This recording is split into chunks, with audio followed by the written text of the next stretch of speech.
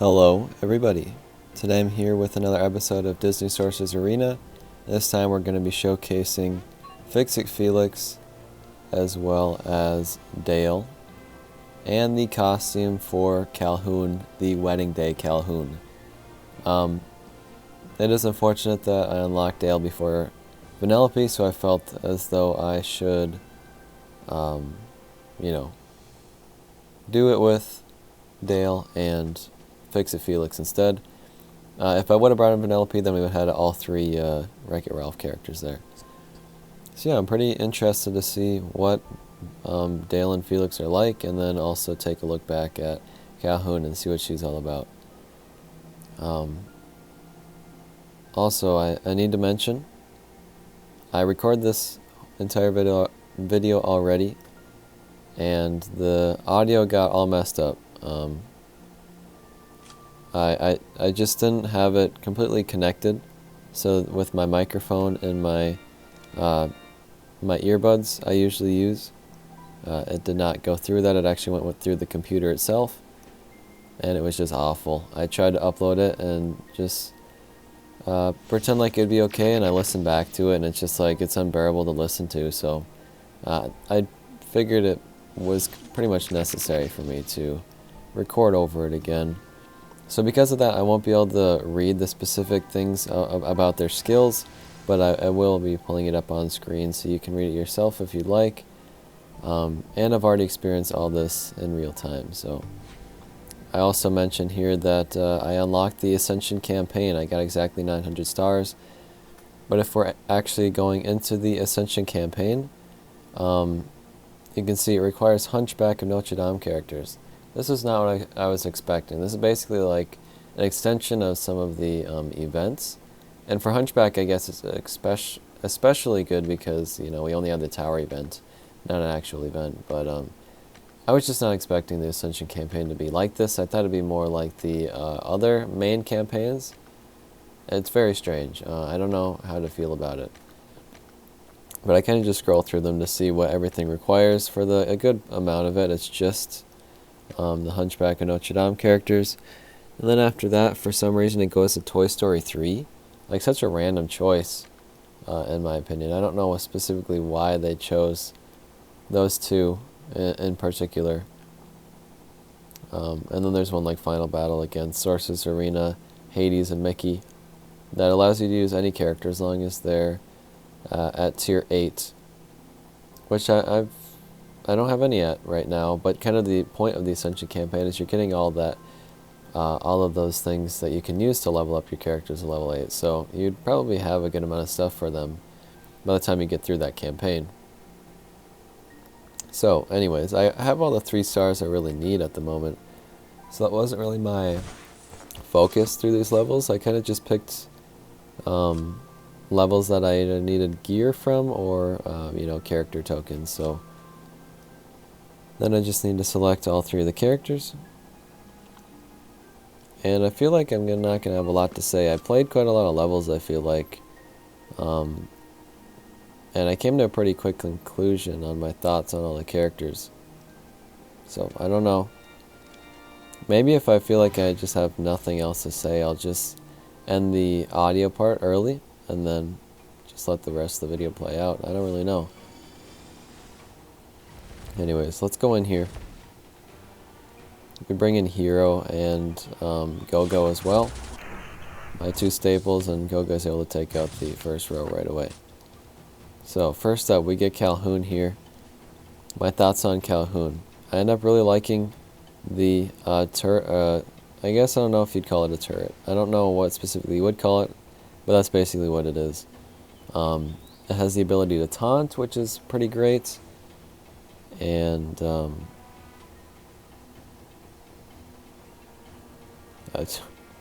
maybe that was the only thing I liked about it. I don't know. I do like characters that are able to spawn in more stuff because it kind of acts as something for the enemies to target. And in this case specifically, it's nice because, like I said, the turret taunts, and I think it said it taunts at the beginning of every wave or something. So I might be wrong about that, but if you go to the next section, maybe it would taunt again, and then the characters just target it until it's gone. So I quite like that.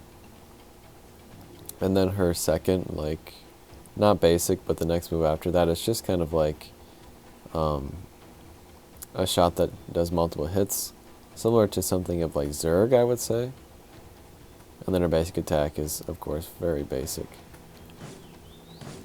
And then with Dale and Felix, it's really an interesting situation, because I'm pretty sure they're both really like support characters. And towards the end of the video, I kind of came to the conclusion that I don't know if it's fair for me to even judge these characters on their own, because they're really supposed to be in their respective teams. Obviously they can work in other teams, but they were created to be part of the Wreck-It Ralph team and the Rescue Rangers team, so it almost feels unfair to even judge them outside of that. Especially, I feel like Dale had a lot of moves where just like not a lot happens unless you actually have the Rescue Rangers on your team. So I don't know how to really feel about that. In terms of this video specifically, I do say my thoughts.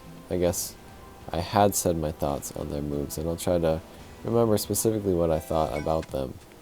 And like I said, I can't read what the skills actually are, so I'm kind of blanking on some of the stuff at the moment. Dale had something where he cleanses like all of the harmful effects on Rescue Rangers in particular. But like I said, without the Rescue Rangers on the team, it's like that move doesn't really do all that much. I'm trying to remember what his bigger attack was. Or is it even an attack? I don't remember. The one I know, he inflicts like scare or something on the enemies.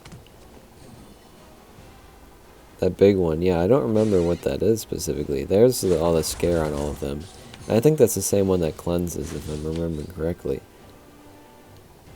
But otherwise, Felix, on the other hand,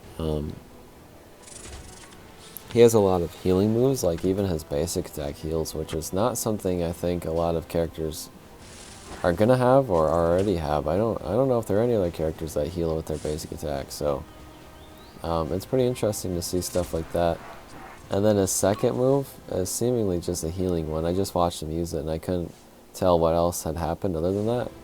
Like I said, you can read the descriptions. I read them at the time, but it's been a few days since I've actually recorded that.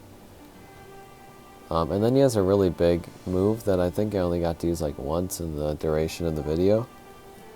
And it's another one where I don't remember at all what happens with it. If I'm being honest, I really don't remember anything about that, so just look for yourself. But again, it was another just like, well, this is a pretty high support thing. I mentioned I don't really have a resident healer. Ariel was my healer for the longest time, and I kind of just used my Big Hero 6 team at the moment. But if I ever was considering to do another healer, I think Felix would be a pretty good contender. Yeah, like I said, even having his basic attack, his heal, is pretty great. And I imagine with that all leveled up and everything, that could really come in handy. And who knows, maybe I'll try to go for a fully leveled up Wreck-It Ralph team or something. It's not currently what I'm trying to do, but maybe. I don't know.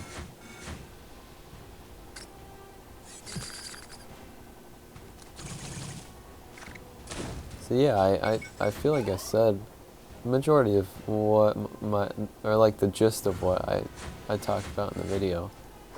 And I do remember I repeated myself quite a bit, as I often tend to do, on the points that I've already made. And I suppose just to fill out more time here with the audio, like I said, they're both very high, or at least they seemingly are pretty, I don't know what the right word for this is, but you know, like they're healers. They're not healers. They're support characters, and they're really important to their teams. But on their own, they don't really. I don't know.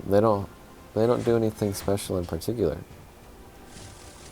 But they have a lot of cool and interesting stuff that can happen if you bring them in alongside their fellow teammates. So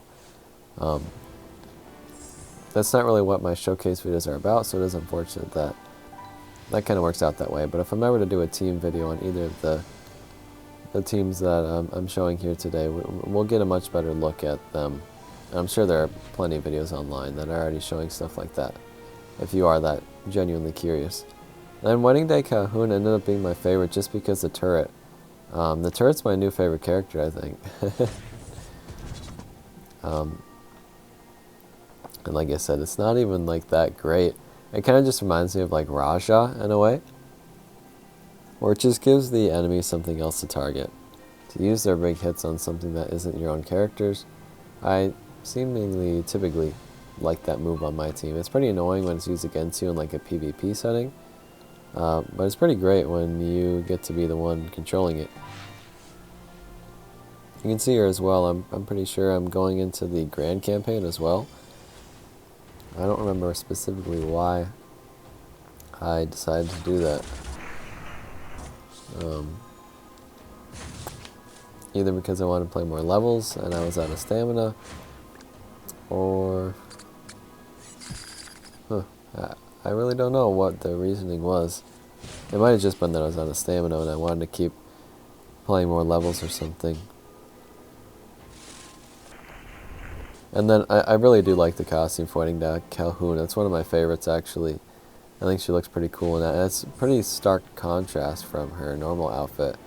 You know, it's pretty dark and like gray and black in her original outfit, and then it's just like completely white in the new one. And an animation where she's like shooting, which is they capture perfectly from the movie when she's shooting that gun through like the window at those cybugs. That looks pretty great in the game. And yeah, there's a lot of great things to say about that costume. When I'm recording this, I actually just got the Merlin Bermuda costume, so I'd assume that's probably what I'm going to go for next in the next hero showcase. You know, the next two heroes. I'll probably go for the Bermuda Merlin costume. If you guys know if that originates from something, let me know, because I've never seen the original movie. And that could be, I could definitely see it, because he's a magician. He could have just conjured that outfit for him at some point. So let me know if that's actually in the movie. I doubt it's something they created by themselves, but it's entirely possible. And I don't know, I've just never seen it anywhere, so I was curious if anyone knew where that originates from. Alright, I think I've said everything I'd like to say, so I'll just end the audio here, and then you can keep watching the video if you'd like.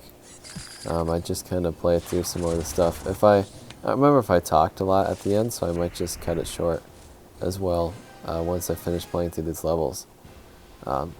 So, thank you guys for watching. I really do appreciate it. Sorry for this kind of unusual setup, but trust me, this is way better than the alternative of that horrible audio that was captured before, so I will try to have this fixed for future videos. Thank you guys for watching. I'll see you soon. Goodbye.